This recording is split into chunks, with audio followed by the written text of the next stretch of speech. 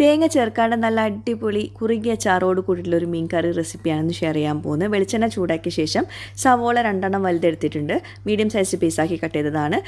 വെളുത്തുള്ളി, പച്ചമുളക്, തക്കാളിയും വലിയതാണ്, മീഡിയം സൈസ് പീസാക്കി കട്ട് ചെയ്തതാണ്. മഞ്ഞൾപ്പൊടി, മുളക് പൊടി, മല്ലിപ്പൊടി എല്ലാം ചേർത്ത് കൊടുത്ത് ആവശ്യത്തിന് ഉപ്പും ചേർത്ത് കൊടുക്കുക. തക്കാളി നന്നായിട്ട് സോഫ്റ്റ് ആകുന്ന വരെ കുക്ക് ചെയ്തെടുക്കുക. അതിനുശേഷം പേസ്റ്റ് ആക്കി എടുക്കണം. എന്നിട്ട് ചട്ടിയിൽ കുറച്ച് വെളിച്ചെണ്ണ ഒഴിച്ച് കൊടുത്ത ശേഷം ഉലുവ, കറിവേപ്പിലിട്ട് പൊട്ടിച്ച ശേഷം ഈ പേസ്റ്റ് ചേർത്ത് കൊടുക്കുക.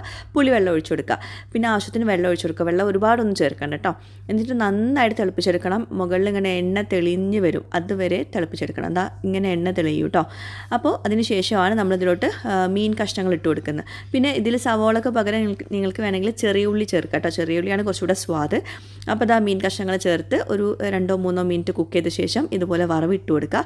ചോറിൻ്റെ കൂടെ കിട്ടില്ല കോമ്പിനേഷനാണ്. നല്ല കുറുകിയ ചാറോട് കൂടിയിട്ടുള്ള മീൻ കറി ആകും. തേങ്ങ അരക്കാണ്ട് അടിപൊളി നല്ല കട്ടിയുള്ള ചാറായിരിക്കും. ട്രൈ ചെയ്യുക. ഫീഡ്ബാക്ക്